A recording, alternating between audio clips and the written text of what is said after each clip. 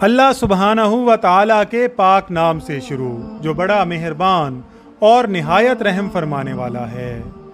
ناظرین اکرام، فوائد الفواد میں روایت ہے کہ حضرت سید علی حجویری المعروف داتا گنج بخش رحمۃ اللہ علیہ جب اپنے مرشد کے حکم کے مطابق لاہور آئے تو شام کا وقت تھا، اس لیے آپ نے شہر کے باہر ہی قیام فرمایا۔ دوسرے روز لاہور کے مشرقی جانب سے آپ کا گزر ہوا تو آپ نے ایک جنازہ دیکھا۔ لوگوں سے دریافت کرنے پر معلوم ہوا کہ وہ جنازہ قطب لاہور حضرت حسین زنجانی المعروف میرا حسین زنجانی کا تھا۔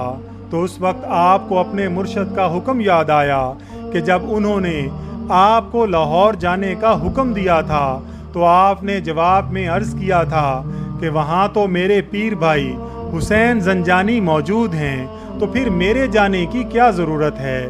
مگر جب آپ نے حضرت حسین زنجانی کے جنازہ میں شرکت کی تو مرشد کے حکم کی حکمت واضح ہو گئی۔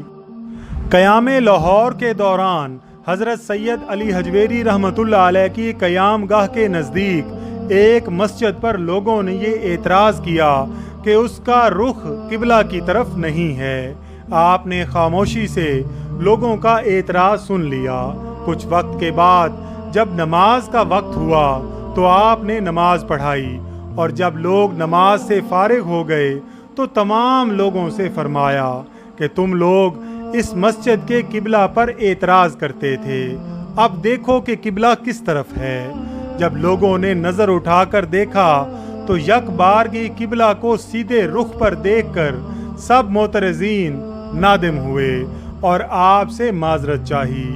آپ کی کرامت کے ذریعہ گرد و نواح میں شہرت پھیلی اور بے شمار لوگ آپ کی بزرگی اور ولایت کے قائل ہو گئے۔ ناظرین اکرام، اللہ تعالیٰ سے دعا ہے کہ اللہ تعالیٰ حضور داتا گنج بخش رحمۃ اللہ علیہ کے صدقے ہمیں بھی راہ ہدایت پر استقامت عطا فرمائے، آمین یا رب العالمین۔